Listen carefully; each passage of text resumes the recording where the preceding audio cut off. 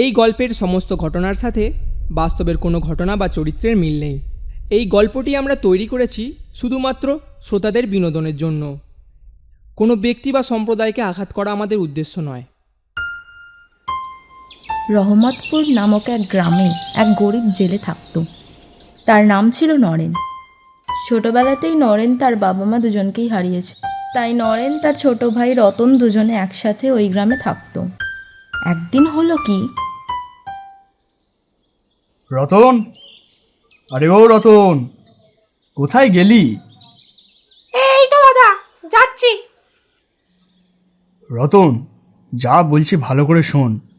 আমি ভুবনজেলের সাথে নদীতে মাছ ধরতে যাচ্ছি। আমি বাড়ি ফেরার আগে কোথাও যেন যাবি না। যদি পারিস ওই কাঠগুলোকে ঘরে গুছিয়ে রাখ। আমি সন্ধ্যের আগেই ফিরে আসবো, আর আসার সময় তোর জন্য অনেক মাছ আনবো।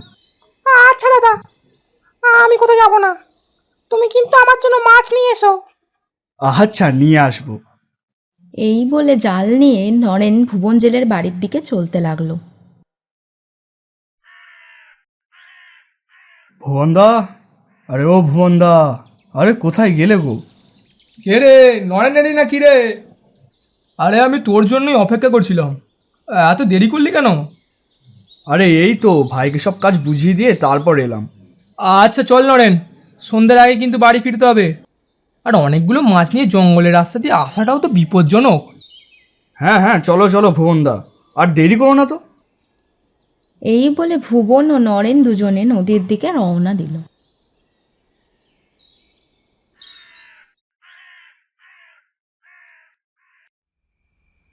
আচ্ছা ভুবনদা, আজ জালেতে সেই রকম মাছ উঠছে না কেন বলো তো? আমরা কি ভুল দিকে মাছ ধরতে এসেছি? না রে নরেন, ঠিক দিকে এসেছি, তবে মাছ উঠছে না কেন সেটা তো আমিও বলতে পারছি না। নরেন, আর একবার জাল ফেলতো, এবার নিশ্চয়ই মাছ উঠবে। ভুবনদা, সন্ধে হয়ে এলো যে, আর মাছ ধরতে হবে না। বাড়ি চলো এবার। তার উপরে আকাশের অবস্থাও ভালো নয়। নরেন, এই শেষবার জাল ফেল, এতে যা মাছ উঠবে তাই নিয়েই বাড়ি চলে যাব। ঠিক আছে, তবে এটাই কিন্তু শেষবার। আচ্ছা আচ্ছা, এই এই দিকটা করে জাল ফেলতো। কোনো উপায় না দেখে নরেন আরও একবার জাল ফেলল, আর এই শেষবারে আগের থেকে বেশ কিছু মাছ বেশি উঠল। হ্যাঁ দেখলি নরেন, এবারে কতগুলো মাছ উঠলো। হ্যাঁ গো ভুবনদা, তুমি ঠিকই বলেছিলে। এবার তাড়াতাড়ি মাছগুলো জাল থেকে ছাড়িয়ে বাড়ির দিকে চলো, বৃষ্টি এবার এলো বলেই। হ্যাঁ হ্যাঁ হ্যাঁ নরেন, চল চল। সন্ধ্যা হয়ে এলো, এখনো দাদা বাড়ি ফিরছে না কেন? আকাশের অবস্থা দেখে তো বৃষ্টি হবে মনে হচ্ছে। কিন্তু দাদা যে বাড়ি ছেড়ে যেতে বারণ করেছে।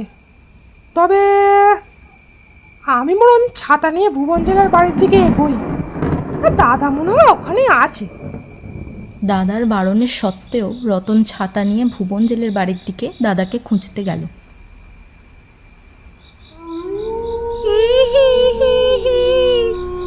আজ মাছ খেতে খুব ইচ্ছে করছে। কতদিন হলো ভালো মাছ খাইনি। পুকুরের পুঁটি মাছ খেয়ে খেয়ে তো মুখে অরুচি হয়ে গেল।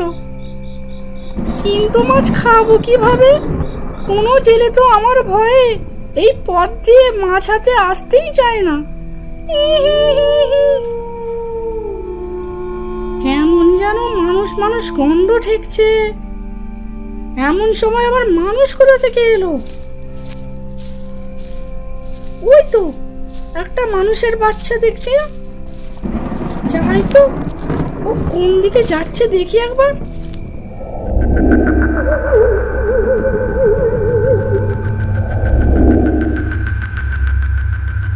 বাছা, আরে ও বাছা, আরে যাচ্ছিস কোথায়? কে গো তুমি? তোমাকে তো চিনতে পারছি না। আমি আমি পাশের গ্রামেই থাকি। এই কাজের জন্য এই গ্রামে এসেছি। কিন্তু এই সন্ধেবেলা তুই কোথায় যাচ্ছিস বাছা? আমি আমি ভুবন জেলার বাড়ির দিকে যাচ্ছি গো। কিন্তু কেন বাছা? দেখো না, আমার দাদা সেই দুপুরবেলা নদীতে মাছ ধরতে বেরিয়েছে, কিন্তু এখনো ফেরেনি। দাদা বলেছে আমার জন্য অনেক মাছ নিয়ে আসবে, আর তাই আমি দাদাকে খুঁজতে যাচ্ছি। অনেক মাছ নিয়ে আসবে? তাহলে তো ভালোই হলো, একে চোখে চোখে রাখতে হবে, তাহলে আমিও মাছ খেতে পারবো। আচ্ছা বাছা চল, আমার সাথে চল, তোকে তোর দাদার কাছে নিয়ে যাব। তুমি ভুবন কাকার বাড়ি চেনো? হ্যাঁ রে চিনি, আমি ভুবনদের বাড়িতেই তো কাজে এসেছি। ঠিক আছে চলো। লোকটির কথা শুনে রতন লোকটির সাথে ভুবন জেলের বাড়ির দিকে যেতে লাগলো। আচ্ছা বাছা, তোর বাড়ি কোথায়? আমার বাড়ি? আমার বাড়ি তো সেই জেলে পাড়ায় গো। ও ভালো ভালো, তার মানে এর জায়গায় যদি আমি থাকতে পারি তাহলে রোজ নতুন নতুন মাছ খেতে পারবো। হ্যাঁ হ্যাঁ, তার মানে এর শরীরে আমার জায়গা করতেই হবে। তুই যে এত সন্ধেবেলা একা একা বেরিয়েছিস, তোর ভয় করে না? না গো, ভয় পাবো কেন? এই জঙ্গলে কি বাঘ ভাল্লুক থাকে? না না, আমি সে কথা বলছি না, তবে আমি ভূতের ভয়ের কথা বলছি। হ্যাঁ, ভূত আবার সত্যি হয় নাকি? কিন্তু আমি শুনেছি এই জঙ্গলে একটা মেচো ভূত থাকে, সে খুব চালাক। সে এই গ্রামের লোকেদের থেকে মাছ কেড়ে নেয় আর ওদের ক্ষতি করে। হ্যাঁ রে, তুই ঠিকই শুনেছিস, সত্যি এই জঙ্গলে এক মেচো ভূত থাকে। হ্যাঁ, তুমি কি করে জানলে? তুমি কি ওকে দেখেছো নাকি? আল বাদ দেখেছি, তুই কি তাকে দেখবি? দেখ তবে। আরে ভুবনদা, তাড়াতাড়ি চলো, বৃষ্টি এলো বলে। ঠিকই বলেছিস তুই, আকাশের যে অবস্থা তাতে আজ আর মাছ বেচতে যাওয়া হবে না। কাল সকালেই না হয় মাছগুলো গিয়ে হাটে বেচে আসবো। এমন সময় নরেন দেখল রতন ছাতা নিয়ে ছুটতে ছুটতে আসছে। নরেন তার ভাইকে হঠাৎ দেখতে পেয়ে চমকে উঠল। রতন, তুই এই সময় এখানে কি করছিস? তোকে বাড়ি ছেড়ে বেরোতে মানা করেছিলাম না? সন্ধ্যা হওয়ার পরেও তুমি আসছো না দেখে তোমাকে আমি খুঁজতে বেরিয়েছি গো দাদা। ঠিক আছে, বাড়ির দিকে চল এবার, দেরি করলে বৃষ্টি শুরু হয়ে যাবে। নরেন, আজ আসতে হলে তোরা সাবধানে যাস কিন্তু। হ্যাঁ গো ভুবনদা, তুমিও সাবধানে যেও।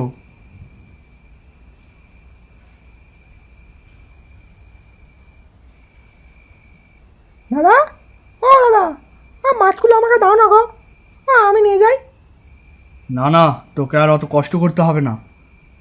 কেন? তুমি তো সেই দুপুর থেকে মাছ ধরছো, আমি তোমার জন্য একটু কষ্ট করতে পারবো না? দাও না গো, দাও না গো, আমি মাছগুলো নিয়ে যাই। এই ভর সন্ধেবেলা ওর হাতে এতগুলো মাছ দেওয়াটা কি ঠিক হবে?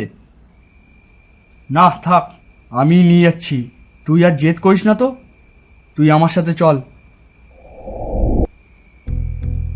দাদা, ও দাদা, মাছগুলো আমাকে দাও, আর তুমি গিয়ে হাত মুখগুলো ধুয়ে আসো না হয়। আচ্ছা এই নে, মাছগুলো হাঁড়ির মধ্যে ঢুকিয়ে রাখ। আচ্ছা দাদা, তুমি এবার যাও। এই বলে নরেন হাত মুখ ধুতে চলে গেল।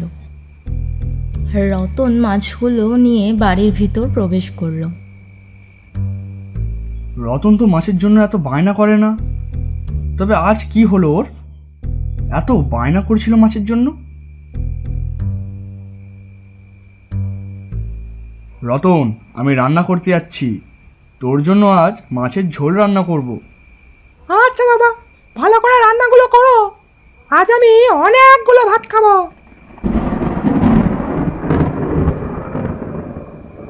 নরেন মাছের হাঁড়ি থেকে মাছ বার করতে গিয়েই এক অদ্ভুত জিনিস লক্ষ্য করল। আরে, আমি তো প্রায় 10-12টা বড় বড় মাছ ধরেছিলাম, কিন্তু হাঁড়িতে তো অর্ধেক মাছ আছে, বাকি মাছগুলো গেল কোথায়? রতনকে ডেকে জিজ্ঞাসা করি বরং, ওই বলতে পারবে। রতন, আরে ও রতন, একবার আয় এইদিকে।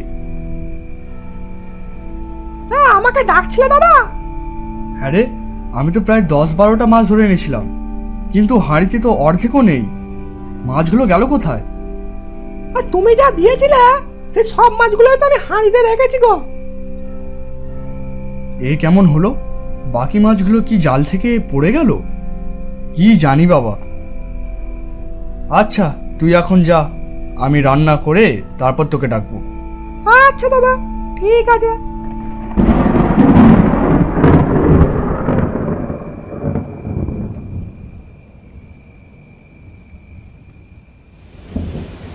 বাইরে বৃষ্টি শুরু হয়েছে। হঠাৎ একটা বাজ পড়ার শব্দে নরেনের ঘুম ভেঙে গেল। রতন গেল কোথায়? এই তো আমার সাথে ঘুমাচ্ছিল।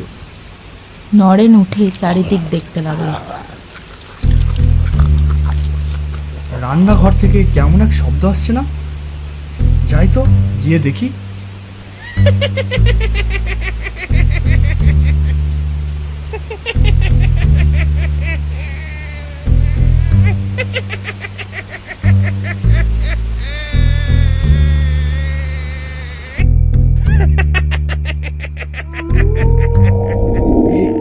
কাকে দেখছি আমি? এ তো আমার ভাই নয়। এখন চুপ থাকাই ভালো, যা হবে কাল সকালে দেখা যাবে। তো বুঝতে দিলে হবে না, চুপচাপ এখন গিয়ে শুয়ে পড়ি। নরেন তাড়াতাড়ি এসে এমনভাবে শুয়ে পড়ল যাতে রতন কিচ্ছুটি না বুঝতে পারে।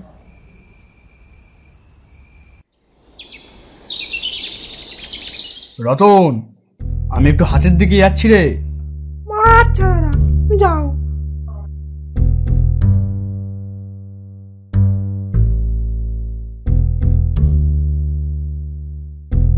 চণ্ডীখুড়ো, আরে ও চণ্ডীখুড়ো।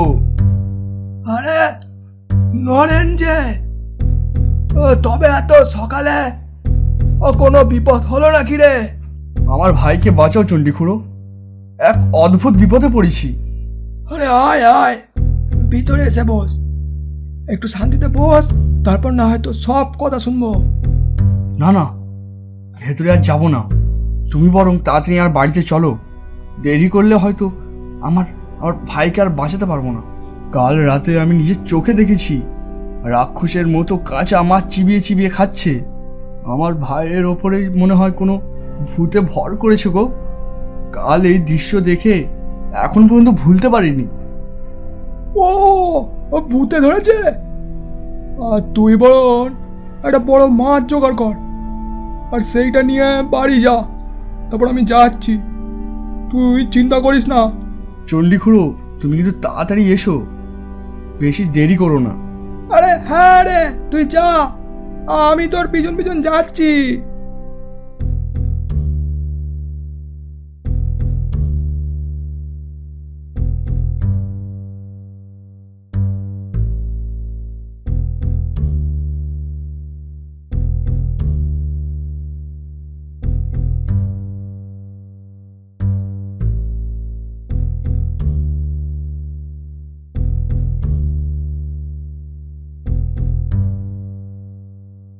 দাদা, এত বড় মাছ আমি খাবো, আমাকে দাও, দাও আমাকে।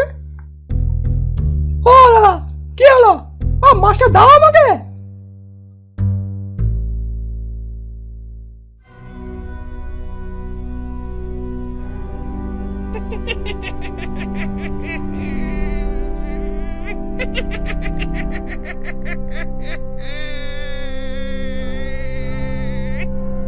এই শেষবারের মতো মাছটা খেয়ে নে, কারণ এবার তোকে তাড়িয়ে তারপর আমি যাব।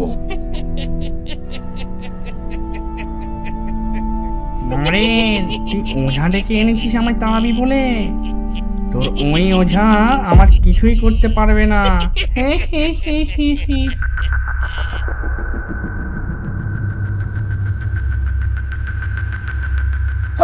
হেই, কে তুই? আরে নরেনের ভাইয়ের শরীরে তুই কি করছিস? তাড়াতাড়ি বল আমাকে, তাড়াতাড়ি বল। তোকে কেন বলতে যাবো রে, ভণ্ড ওঝা কোথাকার? তবে রে, আমার ভণ্ড বলা দেখ তবে। তুই পালা, তুই আমার কিচ্ছু ক্ষতি করতে পারবি না। বাঁচতে চাইলে পালা তুই। তবে রে পাজি ভূত।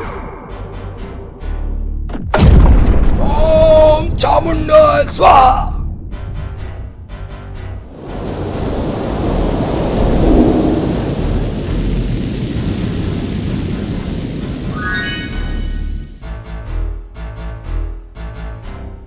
চলে গেল, চলে গেল, আমার সারা গা চলে গেল রে। বল বল তুই কে? বলছি বলছি, আমি ওই তালদিঘির মেছো ভূত। মাছ খাবার লোভে আমি নরেনের ভাইয়ের শরীরে ছিলাম। যা পালা, পালা এই বাড়ি ছেড়ে। আর তোকে যদি এই গ্রামের ত্রিসীমানায় দেখেছি, তাহলে দেখবি তোর একদিন কি আমার একদিন। আচ্ছা যাচ্ছি যাচ্ছি, ছেড়ে দে আমায়, আর মন্ত্র পড়িস না, ছেড়ে দে।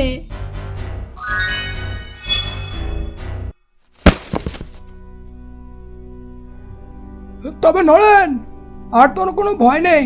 যা, তোর ভাইকে নিয়ে ভিতরে যা।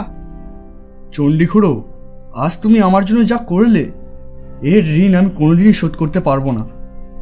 আরে আচ্ছা আচ্ছা, আর তোর ভাইকে নিয়ে ভিতরে যা। আর আমিও বাড়ির দিকে গই, বেলা তো কম হলো না। তারপর থেকে নরেন ও তার ভাই সুখে শান্তিতে বসবাস করতে লাগলো।